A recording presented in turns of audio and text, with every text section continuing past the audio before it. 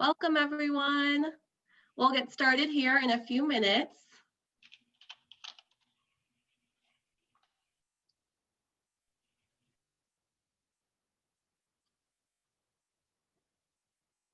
Welcome, welcome. Thank you all for joining. Just gonna give it a few minutes for everyone to log on. Feel free to put in the chat where you're logging on from. We love to see where all of our Redbirds are right now.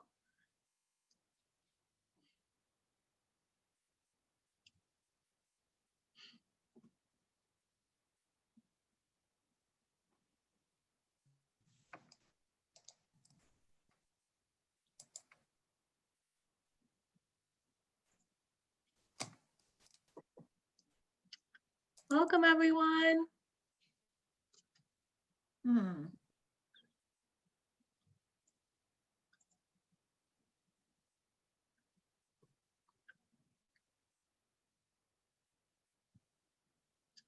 Loving seeing where you guys are from.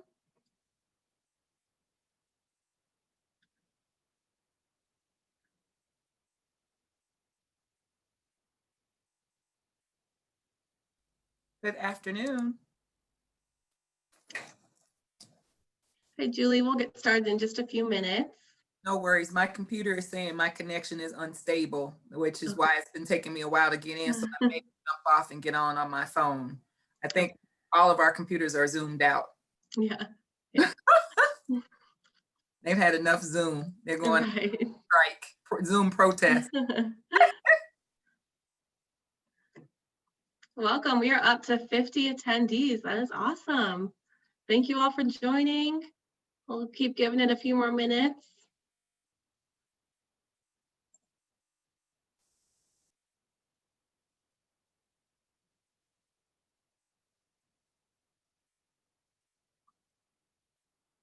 Hi, Leah.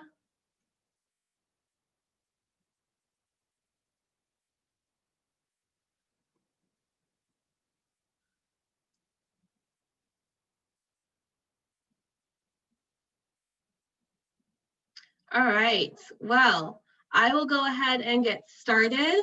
I just want to say welcome, Redbirds, and welcome to the First Time Homebuyers webinar. My name is Lauren Hardy, and I'm an Associate Director in Alumni Engagement. I just really want to thank you all for joining us today. So just a few quick notes before we get started. I know we're not connecting in person, but it has been great to connect with so many Redbirds virtually all over the country. With over 220,000 alumni, we have many ways you can stay connected to your alma mater, no matter where life takes you after graduation. And one of those is by being involved in a regional alumni network. Alumni networks keep you connected to the university and plan engagement events close to your home. We have over 25 networks across the nation, and if we do not have an active network in your area, I can definitely work with you on starting one. We also have a Chicago Young Alumni Network and a Birth of the Last Decade Network in Bloomington Normal. Please reach out to us if you would like more information so you can start networking with other young alumni. We do have a variety of virtual events happening each month. Be sure to check out our events website to see what is coming up. And we have also recorded past events in case you missed one and want to go back and watch. You can find them all on our virtual events page, and we will have this page linked in the follow-up email after this event. Again, we're very excited to bring you the home buying webinar today. We have 3 Redbirds that are experts in this field, each excited to share information with you. Please be sure to utilize the chat feature if you have any questions. We will field questions during the presentation and also at the end. If you have a specific question that did not get answered, please email us and we can connect you with the panelists that can best answer. Thank you again for joining, and I will now introduce our panelists. We have Tony Baroni, who graduated from Illinois State University with a bachelor's degree of science with an emphasis in sociology and psychology, and quickly followed his dream to exchange some of those snowy months, which we're experiencing right now, for the warm Florida sunshine. In 2005, he started to pursue the real estate arena, working as a mortgage broker, and later found his true passion as a realtor. He worked on a real estate team for 4 years that was ranked top 10 in America as the lead listing agent and buyer agent.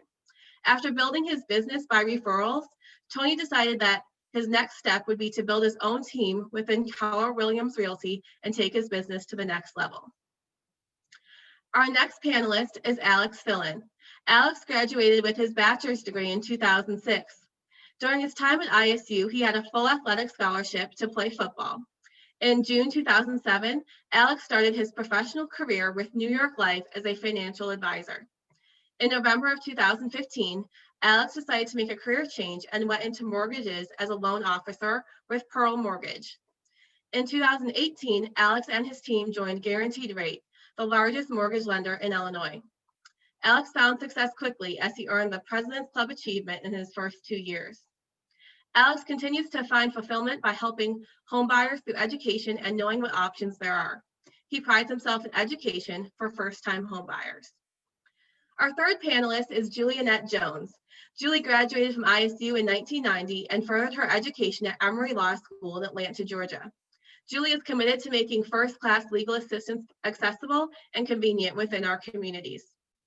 Julie was a corporate attorney for over 15 years, and for the last 10 years, she has had her own practice. Her primary practice areas are real estate and estate planning. In January 2017, Julie was appointed by Governor Bruce Rauner to the Illinois State University's Board of Trustees, which serves as the 8-person governing body for the university. She currently serves as chair of the board. Again, I am very excited to have Tony, Alex, and Julie share their expertise with you today. I will now turn it over to Tony to kick off the webinar. Hey guys, Tony Baroni, Keller Williams Realty. I live down in Tampa Bay, Florida. Graduated, as Lauren said, back in 2001. As soon as I graduated, I got in my car and I moved to Tampa. So I've been here ever since, and I'm super excited to share some awesome information with you guys today. You have some awesome other panelists, and Julie and Alex you're going to hear from here in a bit. And we're going to keep this real simple. We want this very interactive. So as you guys have questions, make sure you type them in the chat, and then we will make sure we get them all answered as well. So that's some of my background. I graduated in 2001. I've been in real estate since 2005. I've been with this company called Keller Williams Realty since 2007.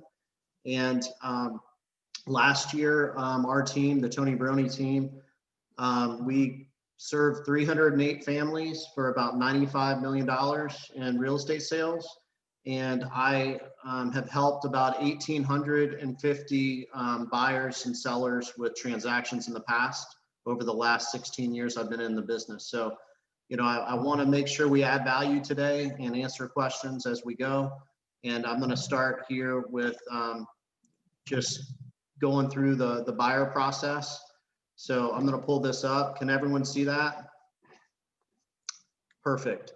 So, you know, when you go to buy a home, the first thing I want everyone to know is a lot of people don't understand, you're not necessarily paying a realtor when you're buying a house. Now, the one exception to that would be they may have a transaction fee they charge. Some do, some don't. If so, it's pretty minimal. Usually up to $500 would be what that would cost to hire a buyer specialist. So essentially the service is free. Okay. So I'm sure Julie would agree, you know, if you went to court and decided to represent yourself and not be represented by an attorney, that probably wouldn't be the smartest move in most cases. So in real estate, it's no different. You want to be represented by the right agent for you to make sure your needs are met. So whether you're buying a short sale, whether you're buying a foreclosure, whether you're buying new construction, a resale, really an agent can help you. Okay. So for example, for sale by owners do not really care about paying a buyer's agent. They usually care about paying a listing agent. They're just trying to avoid that. So even for sale by owners, usually you can be represented by a buyer's agent to help you find the right house. Okay. So this slide here is what I'm showing you is really kind of the process of the way it goes. Now, I will say this caveat, this is in Florida. Okay. So it could be different from city to city, from state to state. And I just want to make everyone clear on that. And maybe Alex can point out if anything is different.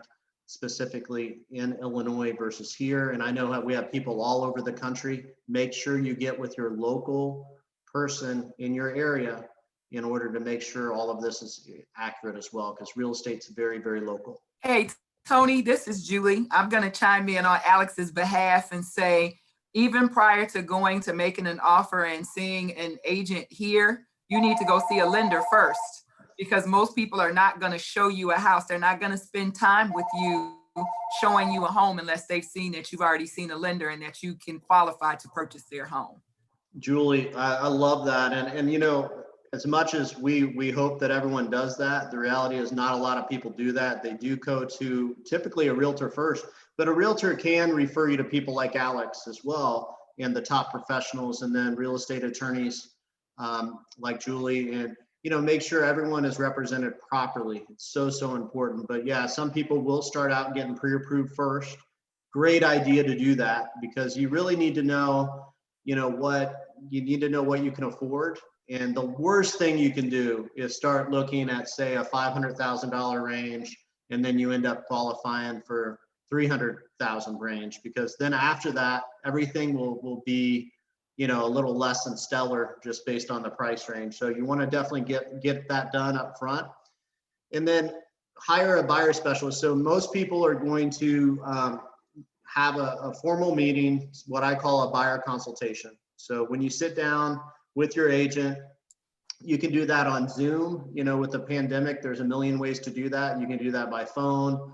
What our team does is we say, hey, what's your preference? You know, do you want to do FaceTime? Do you want to do Zoom?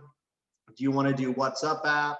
But here's the point. You want to have a very specific conversation to get to know each other, to know what you're looking for, how many bedrooms, how many baths, what are your top 5 must-haves, so you can know, your agent can know how to find what property you're looking for, okay? So you need to meet your specialist, start the home search.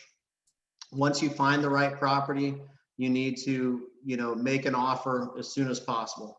You know, in our market right now in Tampa, you have 1 month of inventory, which means basically it's a complete seller's market. So if you're a buyer, you need to not sleep on it. You need to act on it immediately and probably have your ducks in a row to make an offer, because someone already slept on it yesterday and they made their offer that morning when you're going to see it that afternoon, if that makes sense.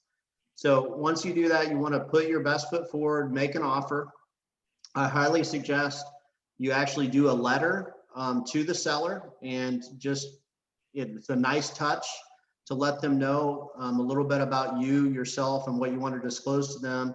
And that might give you the edge. I've had people that have taken offers that are $10,000 less because the letter was so compelling for the seller to want to sell specifically to their situation, okay?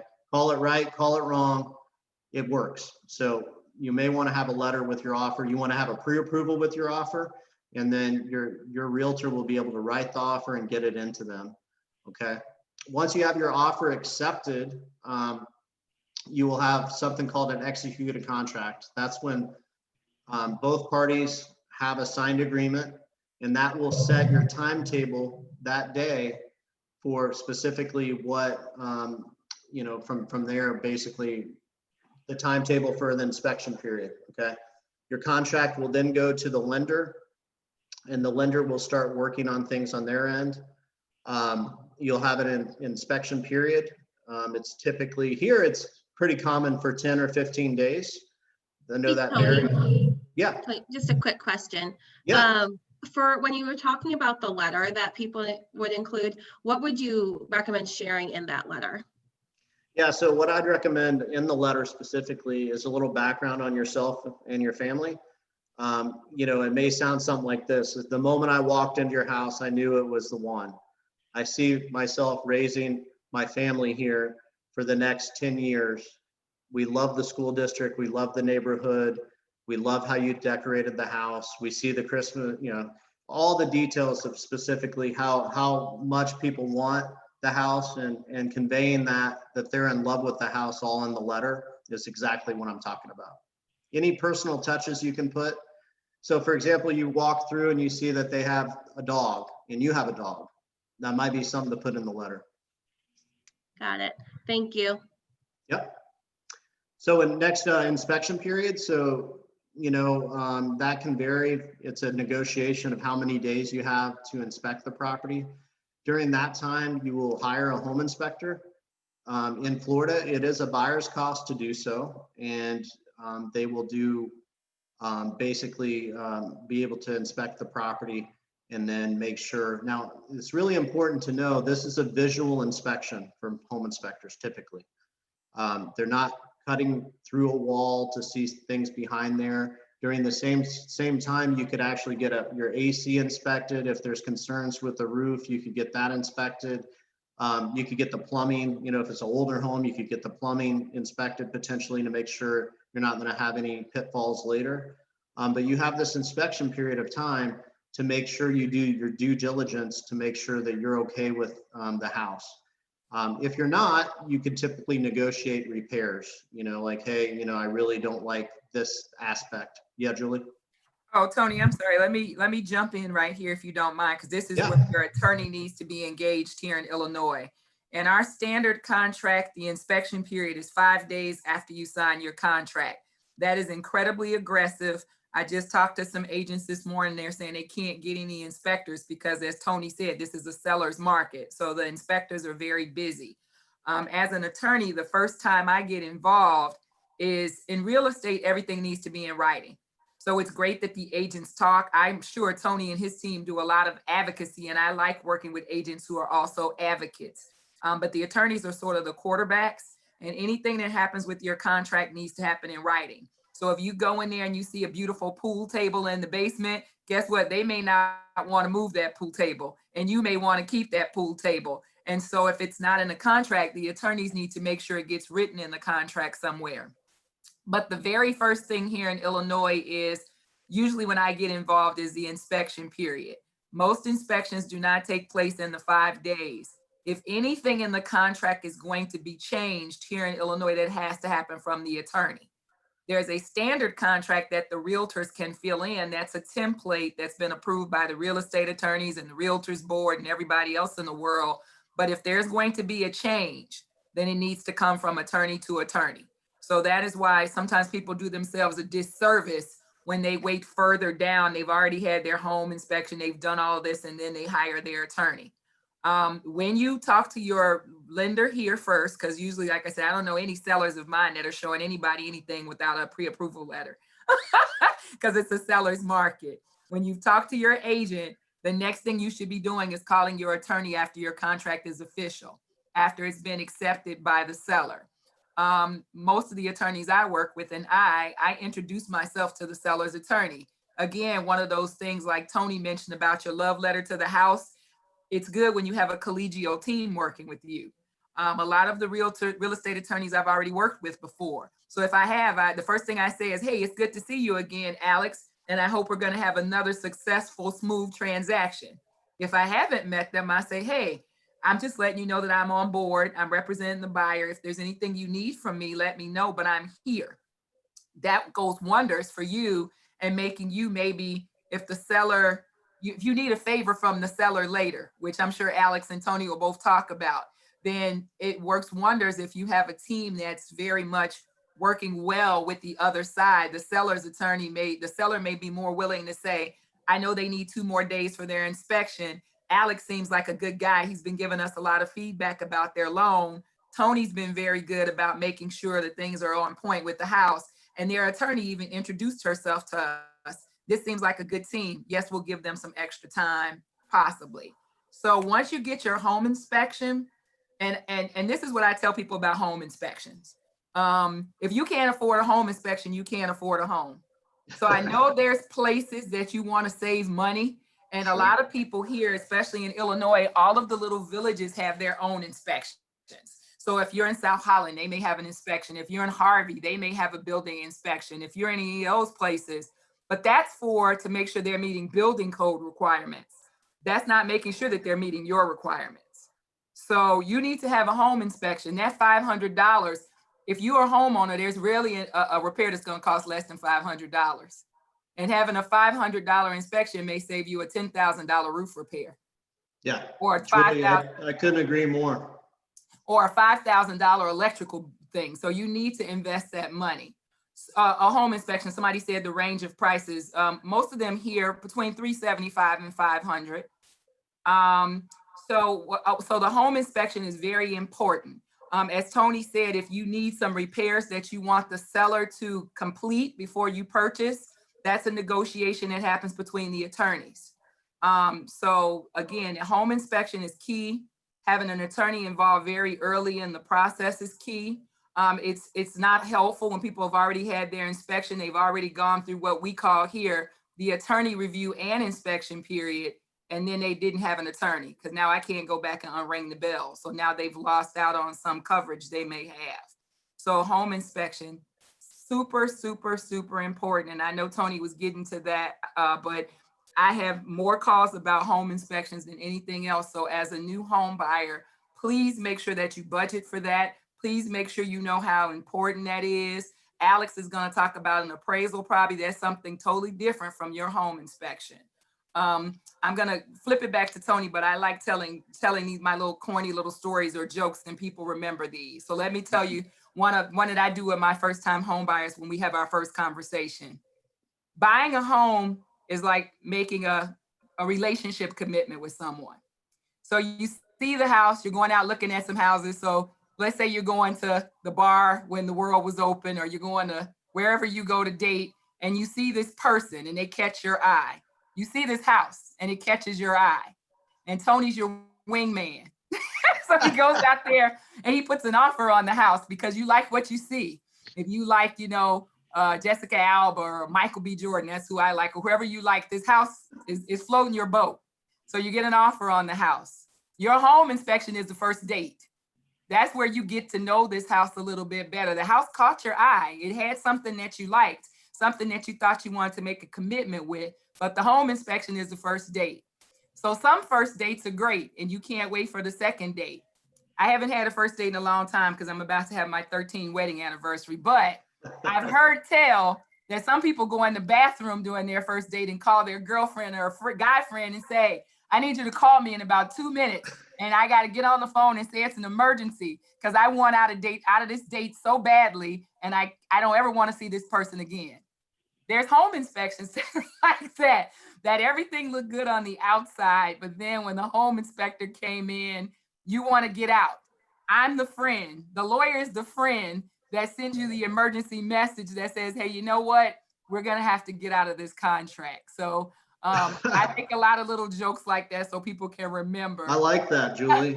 And you can borrow that, Alex or Tony. It's like, hey, Julie, now that you say that, I think that happened to me at Illinois State a couple times. I just didn't realize what was happening. So they looked at their phone and said, oh, I got to go.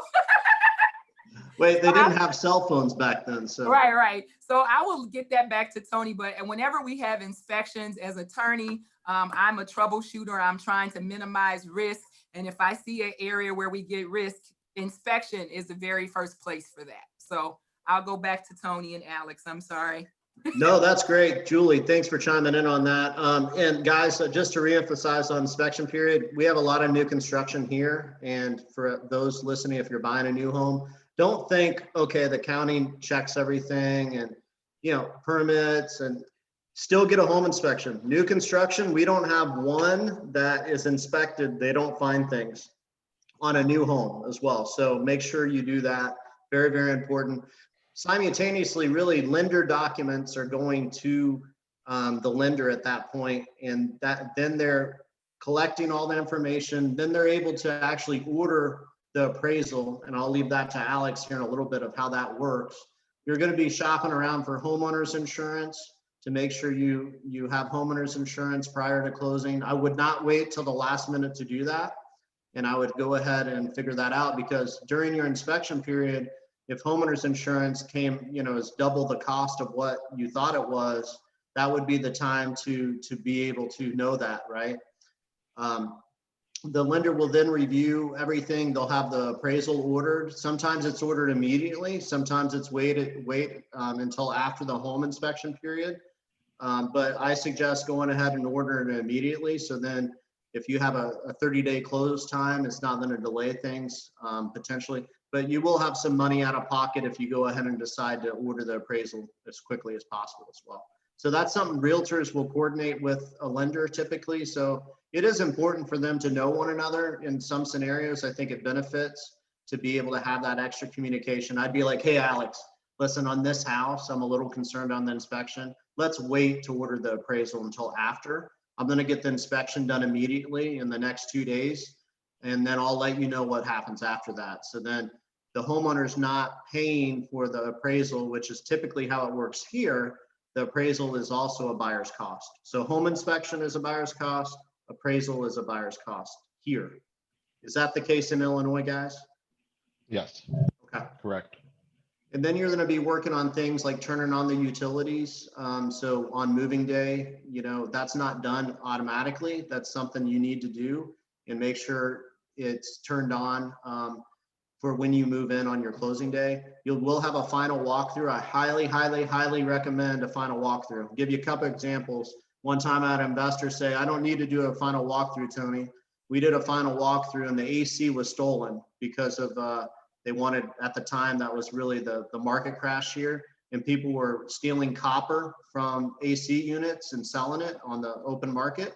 So we discovered there was no AC condenser outside, and we wouldn't have known that if we didn't do a final walkthrough to make sure. So also you want to check on, you know, is the AC working? So crank the AC down when you get there, run the dishwasher.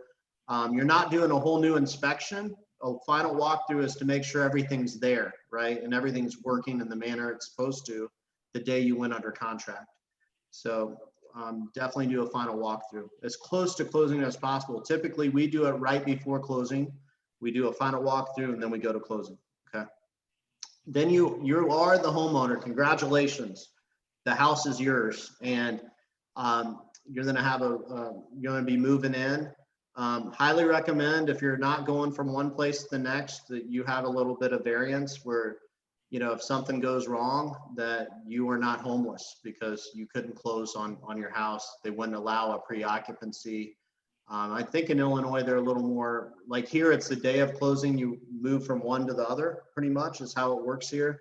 You don't have any period of time to be able to move your stuff. So just to verify, so everyone understands, I know the majority of the crowd is from Illinois. How's it work in Illinois, Julie and Alex?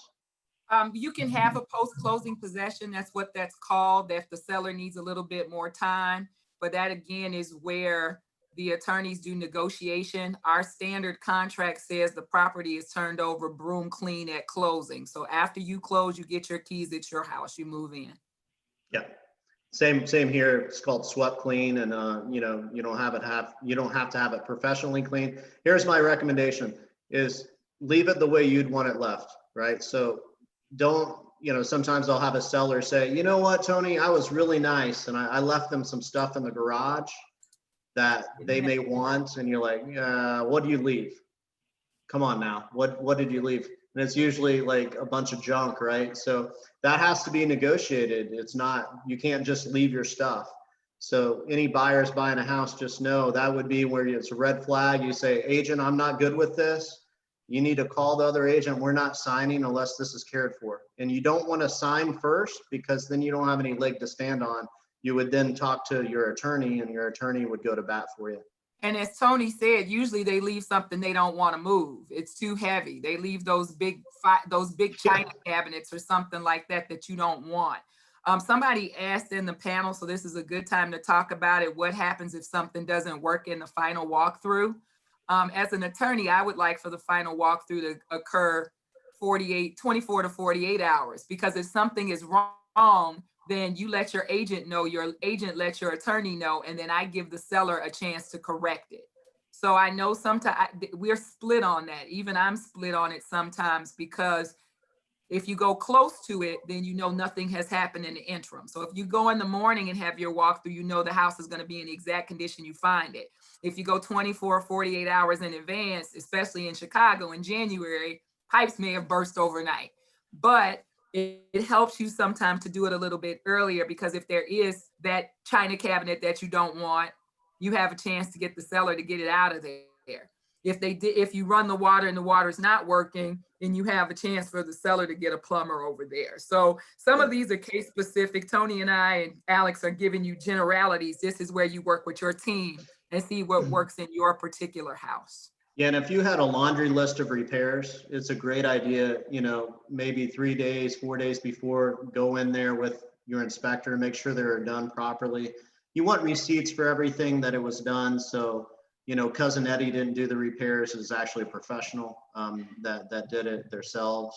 So super important there. And then I have here, our team is really big about reviews. So by the way, I want to offer to anyone listening, if you need an agent, I don't care where you are, we'll find you the best agent where you are and what city. And I'm part of the top group for Keller Williams Realty, where we refer each other. So I would give you the best person for you based on what you tell me, and then I'd interview them for you. And then you could even interview a couple different ones to make sure they're the right fit. If you don't know an agent and don't want to go through me, that's fine too. Just read reviews on the agents. Our team is really focused on that. We have over 1,850 5-star reviews. A lot of people find us online, and it helps create more business for us. And it also gives the agent feedback on how they did for you. And then last but not least is referrals. If you do a great job for the person, hopefully you can earn a referral. Keller Williams Realty doesn't hand me referrals, right? So I need to do a good job with my clients and hopefully earn a referral from them. And if we do both, we give the best real estate experience people have ever imagined receiving, is what our goal is. We call it the promise. And then at the end, we ask for a review and we ask for a referral, potentially in between when we started working with them and closing. So that's all I have at the moment, guys, and we'll answer all your questions. I'm going to turn this over to Alex, so Alex can talk about the lending side a little bit more. And Alex, right before you go, I just want to share that we did have another question, and I believe Julie answered it, but just so in case anyone else had this question as well. The question was, if the inspection outcome is negative and a potential buyer moves on to another home, do they have to pay for another inspection, or are the funds carried over? And Julie let us know that yes, you do have to pay for another inspection. Correct. Great question. Yeah. All right, everybody, how you doing? My name is Alex Filin. Can you guys see Denise and Michael here? Awesome. So I'm going to I'm going to educate you guys on the pre-approval process in a very, very fun way. But before I do so, just wanted to share a little bit about myself. As Lauren mentioned, went to ISU, played at ISU football there, big supporter of ISU, always check out what's going on, communicate with the younger college kids there, which is always important to make sure that they grow up to be good people too. Personally, I've been doing lending for about 5 years. Just over 5 years. I used to be a financial advisor, so I understand money very well. I understand numbers very well, and it helps me explain things in a much different way and put a mortgage with money and aspects and so on and so forth. And in the 5 years I've been doing it, last year, not as quite as big as Tony, but almost, we were able to help 259 families for 89 million. So definitely proud and happy about that, and continuing to grow. Which is extremely important in homeownership, especially during this pandemic. But the most important thing when buying a home is getting your finances in order, right? As Julie mentioned, especially in today's pandemic, nobody selling their home wants you in their home unless you literally have a piece of paper that says you're pre-approved, right? And that's where the lender, right, me, comes in, the money guy, whatever you want to call it. But I'm the one approving you. If you don't have $400,000 for a home in cash to buy, I'm the one giving you a loan, right, on your down payment, which we'll talk about. So let's get into this presentation in a very fun way. So Denise and Michael are looking to purchase a home, right? So their question is, should they rent or should they buy? And I'm sure a lot of you have that same question. Well, this is their current scenario. By the way, I lived in Chicago for 10 years. I'm currently in Glenview, which is the north side of Chicago. So majority of my business is in Illinois, but I saw some people from Wisconsin licensed there, Michigan licensed there, Indiana licensed there. Tony, I'll be licensed in Florida by the end of the week. So we'll connect separately on that. But as Tony mentioned, just talk to your lender, attorney, or agent of who to connect with. So if you're not familiar with Chicago, Old Town specifically, that's real rent. it's $3,000. It's very expensive in Chicago, 1 bedroom, 1 den, 950 square feet. So Denise and Michael are on a walk. They see a place for sale, and here it is. This is an actual live listing, I think from the end of 2019. As you could see, their all-in monthly payment is less than their rent, right? So a lot of people have questions is like, oh my God, if I buy, my monthly is going to be a lot higher than my current rent. And oftentimes it's lower. Okay. So as you can see here, the place is bigger, the all-in is lower. Well, Denise, just like a lot of you on this chat, have a lot of questions, right? Can we get a pre-approved for a mortgage? We probably need a lot down for a down payment. Our monthly mortgage payment is going to be higher than our rent, right? Which we just debunked that. Well, some of you might be thinking, what makes up your payment? Principal, interest, taxes, insurance. It's called PITI, right? The principal is the mortgage. That's the principal and interest. That's what the lender controls. That's the interest rate, the correlation there. Property taxes, right? Two things are in life that are guaranteed, death and taxes, right? Everybody's going to pay different property taxes. Whether you're in Florida, Chicago, Illinois, Wisconsin, they're going to be different, right? So that's something I actually look up the actual tax bill to see what the taxes are. HOA stands for Homeowners Association. This is very common if you're going to be buying in a condo building. It's called an HOA and a fee you have to pay. Sometimes in some small communities, private gated communities, you have HOA as well. But majority it's condo buildings, townhomes, things of that nature. Homeowners insurance, Julie mentioned this earlier. This is something you have to get on your own through a property and casualty agent. I have a great homeowners insurance agent, State Farm, that I refer out to, or you could just go through your own, and that's something we need as well. And I'll talk about the cost here in a little bit to all these things. And then PMI, the devilish, dreaded PMI. Oh my God, no. Guys, PMI is okay. PMI stands for private mortgage insurance, and that's what you hear you have to pay if you put less than 20% down. Now, a lot of individuals think PMI is for the actual borrower, and it's not. It's actually for the lender. It's us making sure that just in case you default or the property value goes down, there's enough equity there. So the way not to pay PMI is to put 20% down. But I just bought a house 5 months ago. I put 10% down. I'm paying PMI. And this is my forever home, and I'm perfectly fine with it. There's no issue with it, right? So we'll look at a couple examples here. So let's look at 5% down, okay? So if you buy a home for $465,000, you put 5% down, your loan amount's $441,000. The interest rate is 3%. Now, if you went under contract today, you'd be right around 2.75, maybe 2.625. These are historically low rates. But keep in mind, I don't really know who I'm talking to, right? I can't see you. I don't know when you're looking to buy. Rates change daily. But I could confidently say, I can't promise, this is what I'm confidently thinking, and my colleagues are thinking, rates are going to be this low for the next couple of years, if not longer, right? So don't quote me on that. Don't take that to the bank, but they're going to stay in the high twos for a long, long time. So let's break this down. This is an example of 3%, okay, interest rate, which is high right now. Crazy to think about. Principal and interest payments, $1,862 a month. Taxes on this property, $595 a month. HOA, Homeowners Association, $198. Homeowners insurance, this is an average for a condo, $50 a month. And then as you could see, the PMI, this is somebody with a 740 credit score right here. Their PMI is $121 a month. And the PMI does come off once you have 20% equity in the home, okay? Now, let's look at 10% down. The biggest difference is down payment, an extra $23,250. Loan amount is lower, $418,500. And as you can see, the principal and interest payment is lower, $1,764. Taxes, HOA, homeowners insurance, all stay the same. Doesn't matter about your down payment. That is going to stay the same. But as you can see, the PMI went down a little bit because you put 10% down.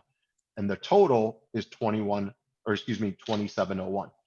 Now, if you could put 20% down, okay, 93,000 would be the down payment in this example. 372,000 is the loan amount. Principal and interest payment is down to 1568. Okay, extremely low. And then the taxes, HOA, and homeowners insurance again stay the same. Doesn't matter about your down payment there. But as you can notice, there's no PMI, and therefore your payment is $24.41. So let's take a look at all three of these examples side by side. What's the difference between 5 and 10%? Well, it's $125 a month, but the actual lump sum is $23,250. So a question for you is it worth to give up an extra $23,000 to make your payment $125 less? The answer is depends on your scenario, depends on your situation, but the difference is not that much. The difference between 5 and 20% is dramatic. It's almost $70,000 in cash, but the payment difference is $385. So is it worth to give up $70,000 in hard cash to lower your payment by $385? Remember, I used to be a financial advisor.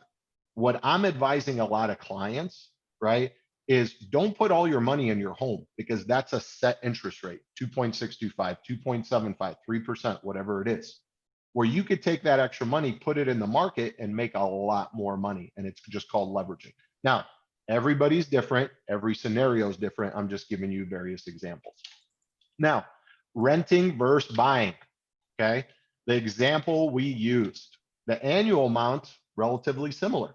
The biggest difference, right? And there's nothing wrong with living at home. I lived at home for 1 year after I left ISU before I started my journey of renting for 4 years before I bought. But the biggest difference between renting and owning is whose mortgage are you paying? Is it your own or is it your landlord's? And I've had a lot of people come back and say, Alex, I'm sick and tired of paying my landlord's mortgage. Okay, now keep in mind, renting's fine. Everyone's scenario is different. But when you could financially afford and qualify to buy, it makes all the sense to do so rather than throw your money out the window. Now, bonus to buying, there's tax benefits. I can't talk about them. I'm not a licensed CPA. Other lenders have gotten fired for that. So I don't like that. So I'm not going to talk about it, but talk to your CPA. There's a couple write-offs you could have. Building wealth, obviously, and equity in your home. Pride of ownership, for me, that was extremely important. Buying my first condo, when was it? 2012 was my first time I bought. And then pets, neon walls, your rules. My wife and I are thinking about getting a dog for our daughter. She's turning 4 in May. I don't have to call and ask anybody. I just have to find the dog and give it to my daughter for her birthday. It's pretty exciting, and I can't wait for it. And it's going to be a type of doodle, if you're curious or wondering. Not sure which yet. You hear that car? Here we go. Okay, so we're going to take you through a quick path. Tony mentioned some of these, right? So I'm going to fly through over them. But here are the 10 steps from I want to buy a home to you actually getting the keys in your hand. Okay.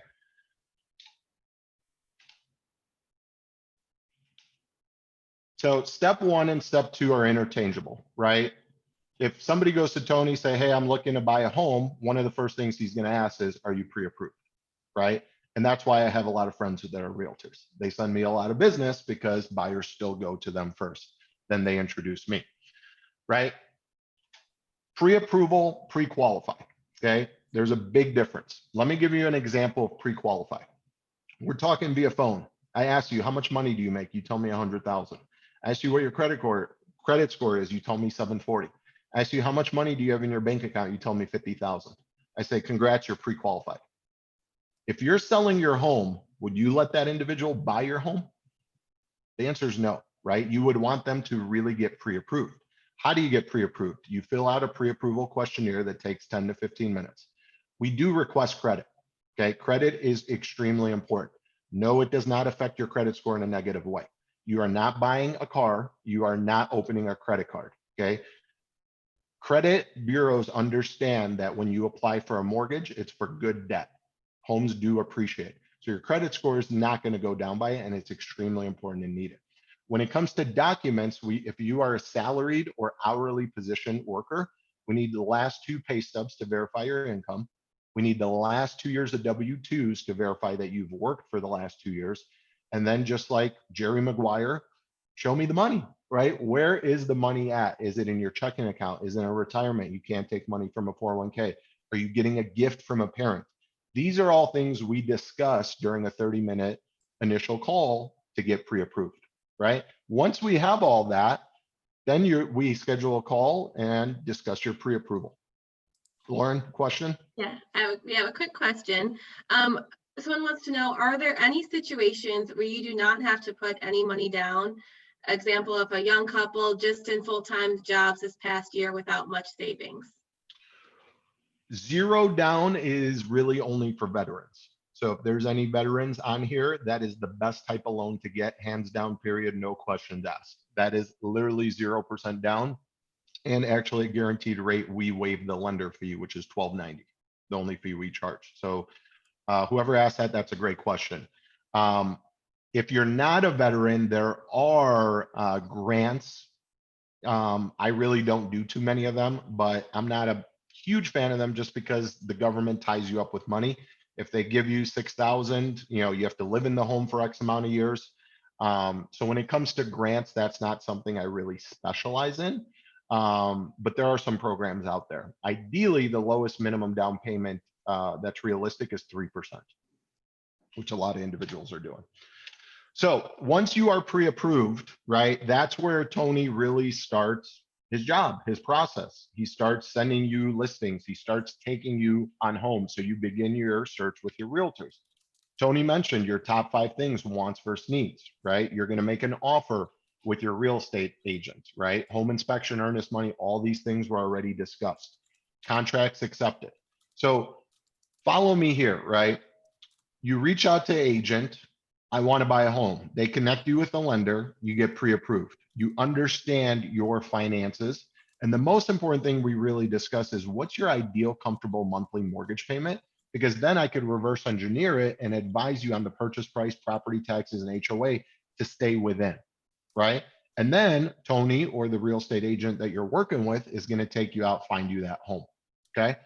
Once you make the offer, the contract's accepted, that's when we really get back in touch and get everything started rolling again, which is submitting the loan into underwriting, okay? Step 6, attorney review and inspection. That was touched on, but Julie will come back and talk to it after I'm done with this presentation. And then once we submit the loan, that's where the action, everything starts feeling like it's going extremely fast, especially if you're closing within 30 days, not an issue for me and my team. We close loans in 21 days. But it just really feels fast, especially when you got pre-approved 2 months ago. You've been searching, kind of As soon as you go under contract, it's a time clock, right? Everyone on this call has a job to do by the expiration date. And most importantly for the lender, it's by the mortgage contingency date, which I'll let Julie talk about a little bit more after my presentation. But the mortgage contingency date protects your earnest money, and that's the lender's goal, to have you what's called clear to close, meaning everything's finalized, the underwriter approved it, and we're clear to close. We're in the gold now for you to close on your home. And step 9 and 10 was really already discussed. That's why I'm kind of flying through this final walkthrough. That was already mentioned. And then closing, which does take place at a title company, but just keep in mind a guaranteed rate. We do have what's called flash closing and e-closing, meaning we could literally do it like this. So you will never have to step foot into a title company, and a title company is where you do close. Now, before Julie takes over and discusses her things, one of the most important things to discuss is closing costs, right? And specifically this is more for Illinois, right? And then once I'm done, Tony, feel free to interject here if you see any differences. But home inspection, I think, is the same for any state you go to, anywhere between $300 and $700, depending on the size of the property. I know a guaranteed rate, the appraisal is $350. The only reason it'd be $550 is you're buying a mansion or a multi-unit home, big home or multi-unit. Homeowners insurance, this is annual, $600 to $1,800 a year, right? If you're a condo, it's usually $600, single family home, closer, to $1,200. Attorney fee, somewhere in there. I'll let Julie share what hers is after this. At guaranteed rate, the lender fee is $12.90. That's the only fee we do charge for all of our work. And then title, the reason you see a range there, because in Illinois, the seller's attorney picks the title company they close at, and every title company has different fees in Illinois. So we give a range, and as a lender, we're supposed to overestimate them, because if we underestimate them, we have to cover the difference, which if you're in a for-profit business, you're not going to do. So I'll let Julie talk about that a little bit more. And then this is more for City of Chicago property tax stamps. or I call it the city of Chicago tax. Where does the money go? I have no idea. But if you do buy in the city of Chicago, you pay 0.75% of the purchase price. So if you're buying a $400,000 home, you're paying $3,000 in transfer tax stamps. That is a one-time fee. Overall, what I tell everybody is closing costs and cash to close is an additional 2 to 3% on top of the purchase price. It usually gets closer to 2% of what's called seller tax prorations. I really won't get into that here because in Illinois, taxes are paid in the rears.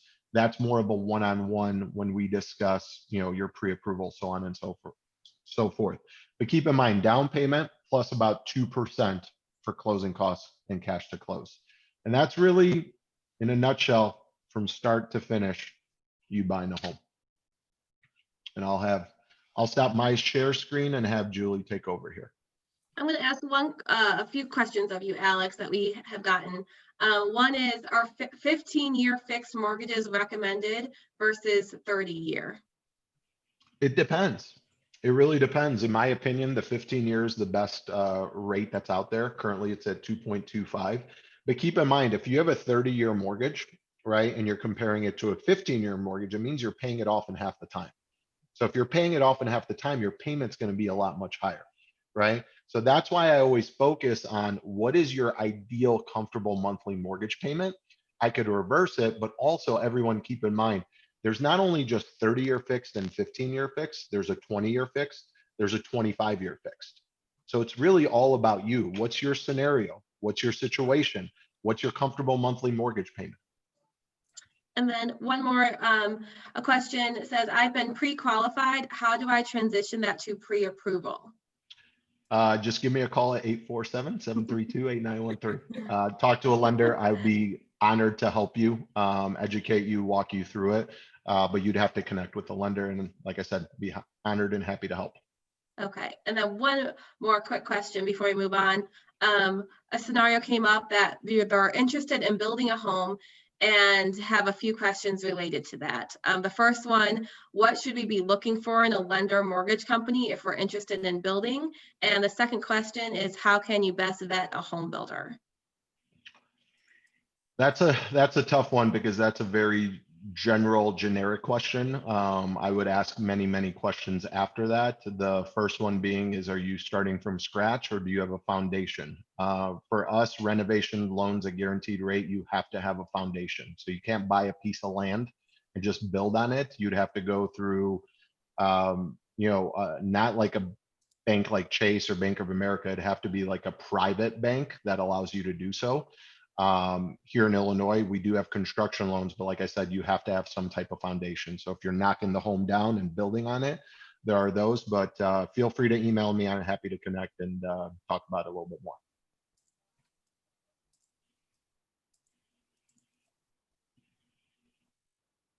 House in the woods, like a guest house in the farm.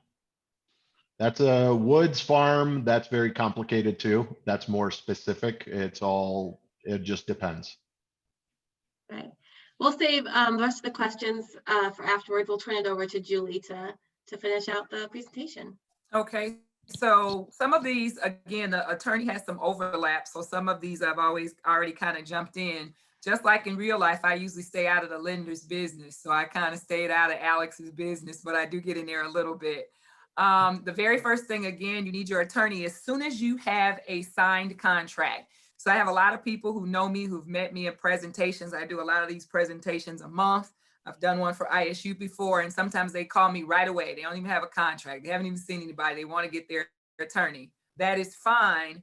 But until the seller has accepted your contract, you don't have a contract. So don't, sometimes I tell people, please don't be offended. You don't need to send me your contract as soon as you get it. You don't need to, I can't sign this until I talk to my attorney. We have a saying in real estate that we have in law school that time is of the essence. And as Tony said, this is a seller's market. So if you're trying to wait for me as an attorney to review a contract, somebody else has already put an offer on that contract. It's okay for you to go ahead and sign the standard contract. It has been vetted already. It's a fill in the blank contract. During the attorney review period here in Illinois, which coincides with the inspection period, I can change some things in the contract. I can't change the purchase price. That's frozen. I can change it some other ways if it's necessary, but I can't change that. But if there's other things that you maybe have a question about or want to change, get your contract. If you see your house and you want your house, please put the contract on it. Do not wait for an attorney here in Illinois to review the contract first. Once the seller has signed, the attorney has some time to review, to change some things if you need some changes. And that typically happens at the same time while you're having your home inspection. I cannot stress this enough. You must have a home inspection. I feel so strongly about home inspections, and I don't get any kickbacks from the inspectors or anything like that. I have sellers, buyers sign a letter with me if they don't have a home inspection, saying that they've been advised that it's important to have a home inspection. And if they have any issues with that later, it was their choice not to have one, because that's how important it is to know what's going on with your house, especially as a new home buyer. You know, sometimes you go in from apartment where you're used to calling a landlord and they fix everything. And guess what? You're the landlord. So you have to fix it. So you need to know what's going on with your home. When you have your home inspection, you're going to get a report via email within a few days. Some of them get them back as quick as 24 hours, 24, 48 hours. This is what I tell first-time home buyers. Do not freak out by that home inspection report. You might get a report that's 75 pages long and you're like, oh my God, I don't want this house. This is a disaster. A good home inspector is going to tell you anything that may need to be done in that house for the next year to 3 years. Doesn't mean that you have to do it right away. Doesn't mean that the seller needs to do it before you buy the house. The contract is specific, and Tony used this language: operate major operating systems that are operating as designed. So is the water running? Is the heat working? Is the AC working? But if you get a home inspection, they're going to try to tell you what the optimal things are. So they may be telling you things. One thing I see on every home inspection, I'll use it as an example: the downspouts are not long enough. They're not discharging far enough from the house. Well, at the point where these houses probably were built or where they were done, those downspouts were long enough. But now the current standard means they need to be longer. Does that mean they need to be changed out right away? No. Does that mean the seller has to change them out? No. Does that mean the inspector needs to tell you? Yes, because the inspector is supposed to tell you everything that's the current standard for the house, and it's up to you whether or not that's something you want to undertake.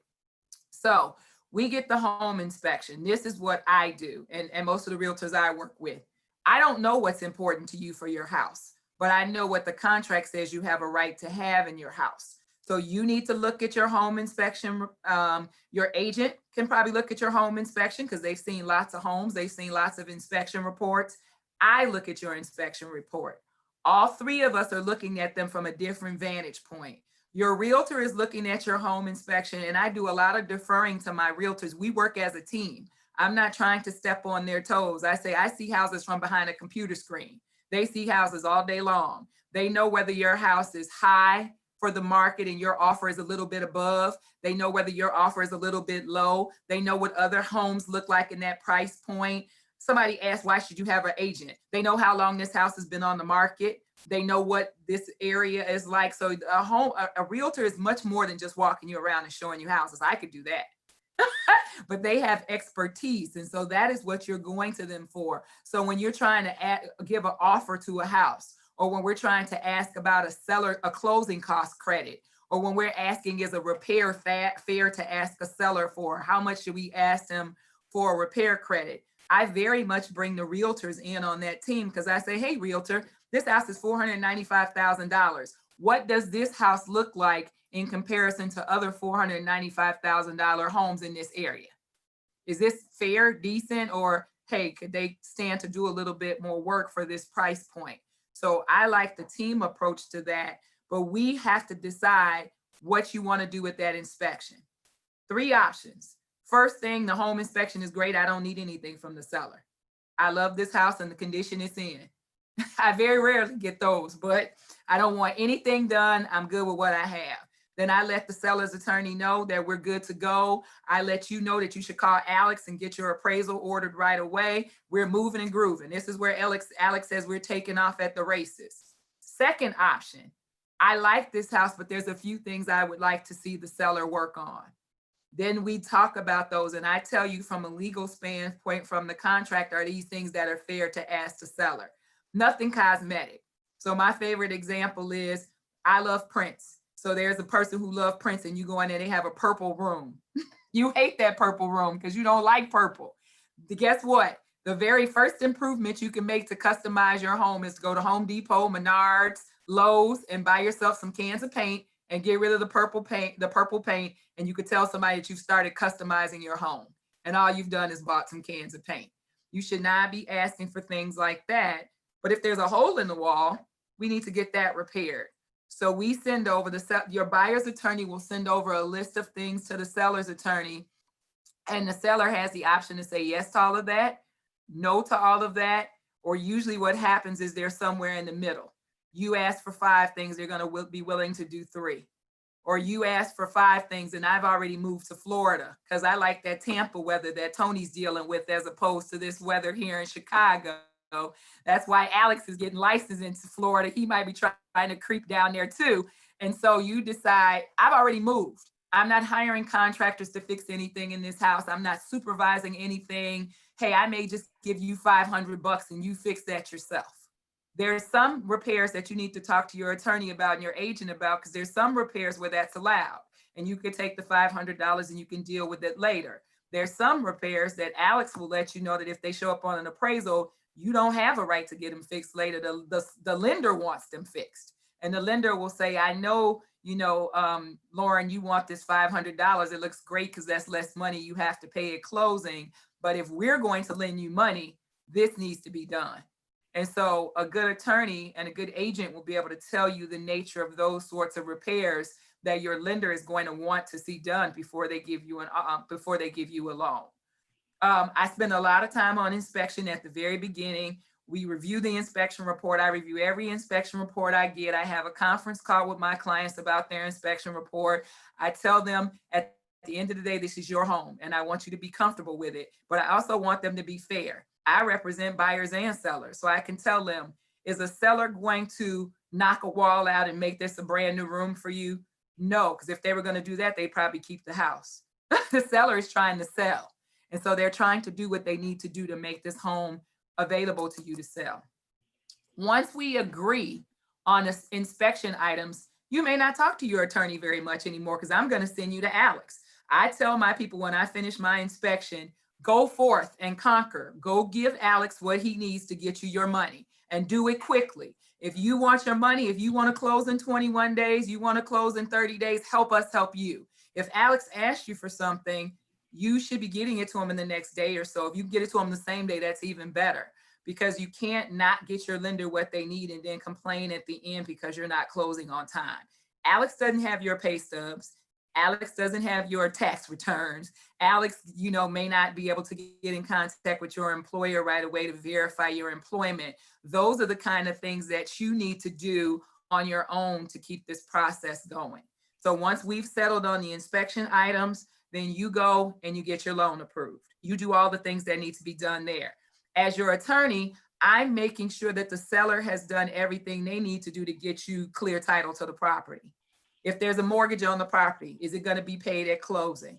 Do they have building code violations? Do they have any liens on the property? Have they paid their taxes? As Alex said, in Cook County, taxes are a year behind. So I need to make sure they give you a credit for the taxes from the previous year so that when they come up, that they can be paid. So I'm taking care of all of that back office stuff with the seller's attorney. Each one of these municipalities has their own sets of rules of things that sellers need to do before they can sell their house. In the city of Chicago, they got to have a final water bill.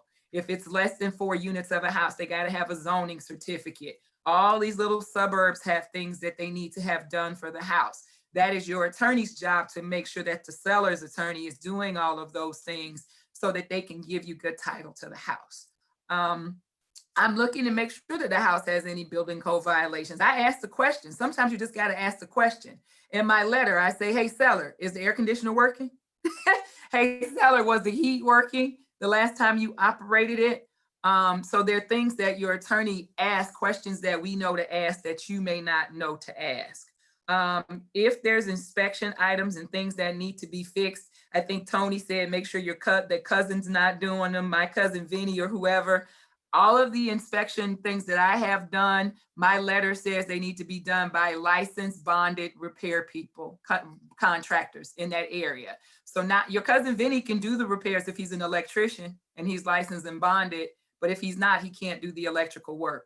And I require receipts and warranties and all of those things at closing, so that if something does happen later, that's the reason you have a licensed bonded person do it, because they can lose their license if they're not going to make good on whatever repairs they make. So we're going through this process. We're all waiting to hear the magic words or the magic letters from Alex. I'm snipping at his heels every day. Do we have a final written unconditional mortgage approval? Do we have it? Do we have it? Then finally we hear those magic words that everybody in real estate loves, or those 3 letters, CTC, clear to close, clear to close. And that means we can schedule your closing because you have met all of your loan pre-requirements to get the money, and the Alex can have the money there at the closing, and that the paperwork can be there at the closing for you to sign for your mortgage. So when you are clear to close, then we're ready to go. I will make it, this is a little bit deep in the weeds, but I just want to say that people come to me all the time and I say, we're waiting on your loan approval. They say, when can we close? We got all these inspection items taken care of. When can we close? And I said, you have to wait for your mortgage approval. I got approved. Alex approved me before I got in the house. That's not the same thing. That is not the level of approval we need for Alex to actually have his company write a check for you. That is basic and preliminary. They got to dig deeper to make sure they can give you this money. And most of the time you might get what's a conditional approval, which basically means you're approved, but you got a few more things to do. You're approved, but I need to see a recent pay stub. You're approved, but I need to see another bank statement because we've been going through this for a little while. You're approved, but the seller needs to show me that they can actually sign this contract, because the name on the contract says Smith Incorporated and the person who's signing is Julie Jones. So there might be any number of things that you have to do to get a final approval, which gets you to clear to close. Then when you get to clear to close, the other important thing your attorney does is I attend the closings to read all of those loan documents and explain those to you. Now, I'm not reading all of them in detail because I had a closing last week where it was 180 pages. So I'm not reading everything, but I am going over those documents so that you understand what your commitment is to the lender for the next 30, 15, 20, 25 years, and what is going to be expected of you. And it's not always just pay your mortgage, because that's the baseline, but it's have insurance on your home while you have a loan. It's don't have any hazardous substances in your home, no Breaking Bad in your house while you have a loan on it. If you want to do that after you pay your loan off, that's fine. But Alex doesn't want you having Breaking Bad in the house while you have a loan on it. So things like that are required of you. No building code violations. You know, we don't want you having the house falling apart down around your ears when it's Alex's collateral for the money that he loaned you. Pay the people who do work on your house. So if you have a roofer, don't not pay him and now he's put a lien on the house. So there's things like that that I counsel people about when they're having their closing. I'm not just having them sign. Here's your $500,000. Here's your keys. I am really spending some time making sure that they understand they have made some commitments to the lender with regard to taking out this loan for this home, and that there's some things that are expected of them with this whole process. Part of why I do that is because I used to volunteer when my practice was less busy at a foreclosure clinic, and I gave my services for free to help people with foreclosure avoidance. And some of that helped me learn some things on the back end where I felt like if people were more educated on the front end, maybe they would not have these problems. So I spend a lot more time talking about those things so that people don't run into those problems if I can help them. So then you have a happy day. We go over all your loan documents. They go back over to Alex's team to review to make sure that I didn't miss you initialing anything or signing anything. After I say everything's okay, after the seller's attorney says everything is okay, after the lender says everything is okay, checks are exchanged, keys are exchanged. Pre-COVID, you would walk out with a big cardboard key and take your picture. You would be jingling keys. All the millennials are taking pictures. Everybody's on Instagram. We still do a little bit of that, but because of this pandemic, not as much as that. But then you're in your home. And the one thing I want to say, the final thing I want to say here about a real estate closing, everybody hears closing. Closing really should mean the closing of the business between the buyer and the seller. So if you have repairs that needed to be done, they should have been done before you got to closing. Somebody said that, I don't know if it was Tony or Alex, it may have been both of them. You should not be signing anything to authorize giving the seller money if they haven't done what you expect them to do before they get the money. So I don't like the idea, okay, well, I didn't fix the window. Well, let's just close and then I'll fix the window next week. There's some times where we have to do those kind of things, but that's a no-no, because if they had the money and they don't do it, even if I make them sign an agreement, how am I going to get them to do it absent suing them if they choose not to do it? So my last little story, I had a lady call me on Friday. She closed on her house in September. She has not moved in her house yet because there are people who live in her house and they did not move out. She's crying. She's going through all this. She's got to go through eviction. I said, what happened? How did this happen? She didn't have an attorney at all. I said, I'm not sure how you bought it. And she didn't have a realtor. I said, I'm not sure how you had no professionals working with you and you signed up for a loan and you got a house. She said the seller, she knew the seller. So it's because somebody else asked, why do I need a realtor? She knew the seller. Her husband did some work at the house. So she said she got to the closing. She signed all these papers, which I'm sure she didn't know what she was signing. She said the seller came in at the end and tossed her the keys and said the tenants are not out yet, but they'll be out at the end of September. They're still there. It's January. She had to make her first mortgage payment in November, on November 1st, and she still doesn't live in her property. You have to have this team of professionals. Realtors are worth more than just showing you a house. Attorneys are not just deal killers. That's what they used to call us in corporate. Lenders do more than just write you a check. Yes, we need Alex to write that check. That's what makes all this happen. But they do more than that. Having this team of professionals, we all have a different vantage point on this deal and many years of experience that will help you out as a first-time home buyer. So make sure you have a team on your side. And please don't rely on the seller's team, because they don't mean any offense, but that's the seller's team. You need your team. Thanks so much, Julie. We do have some Q&A, but I do want to share that I know it is past 1 p.m. So if any of our attendees need to log off, this is being recorded and we will have it posted on our events page, and we will be sharing it with you all if you need to log off.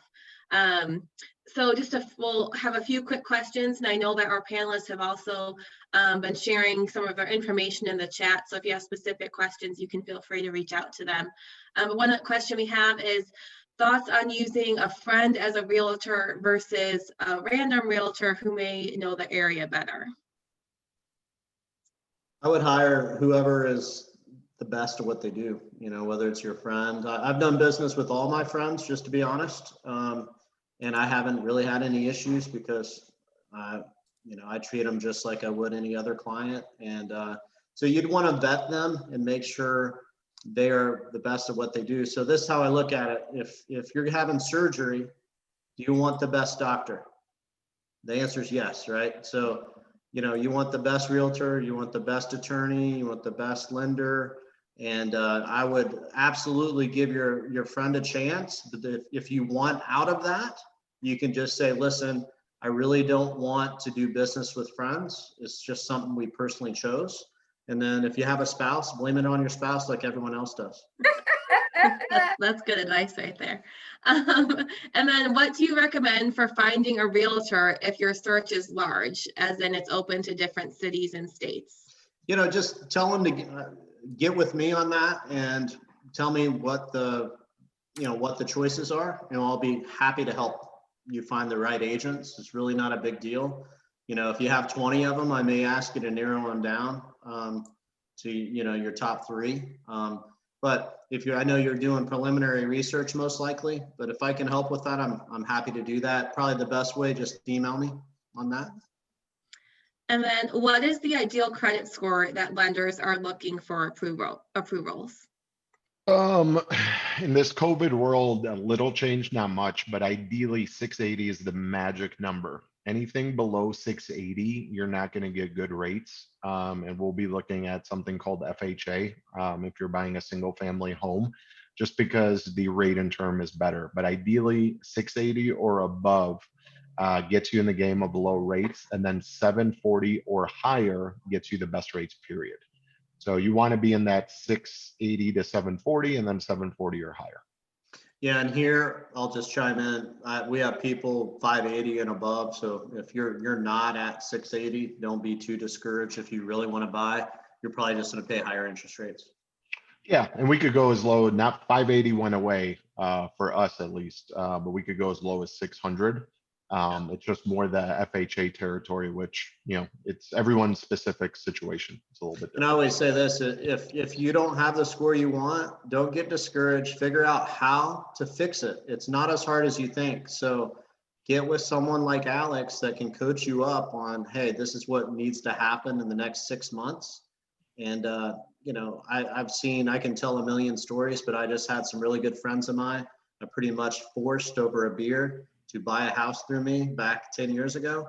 They walked with 120,000 equity. They paid off all their debt. They went ahead and bought a house in their dream neighborhood and decided to put 5% down, paid off all their debt. Now they got a lot of money in their pocket. And all they did, guys, is very simple. Are you ready? They bought a house. That's it. That's all they did. Okay, so real estate can create lots of wealth with the right professionals coaching you up on what you should and should not do. And then we have another question here. How much is the average attorney fee? That depends. I think what Alex had up there was pretty good. Most of what I see in the Chicagoland area is about $500. Okay. In Florida, it's usually $300 to $500 for a closing fee. It's a little different here. A lot of what I'm hearing, realtors do a lot of the contractual type stuff here. It's more of a title state than an attorney state. So that's some of the variances between Illinois and Florida. And that's what I was going to tell you as well, what Tony alluded to. It depends on who handles the bulk of the work in the closing. Chicago is not, Illinois is not a title company closing state. We do close at a title company, but their function is to be a third-party escrow person. So they take in documents, they take in money, but they cannot explain loan documents to you. They cannot explain seller documents to you. That is all on the attorney. So that's why we charge $500, $500 to $750. Yeah. Well, thank you to each of our panelists for sharing all of your expertise with us today. We had such an engaging group with all of our attendees. We thank you for asking questions and being engaged throughout the whole presentation. I know that, again, our panelists put some of their information in the chat. Please feel free to reach out to them if you do have those specific questions. I know they're more than willing to help. And then remember, if you're looking for ways to stay connected in your area, please reach out to us. There will be an email sent after this webinar with a survey in there. So if you have feedback for the event or have ideas for virtual programming, we would love to hear that. And then, yeah, like I said, the recording will be shared as well in case anyone had to come in late or leave a few minutes early. But thank you all for attending. Thank you to our panelists, and have a great day, Redbirds. All right. Thanks, everybody. Have a wonderful rest of your week. Thank you, guys. Bye. Thank you.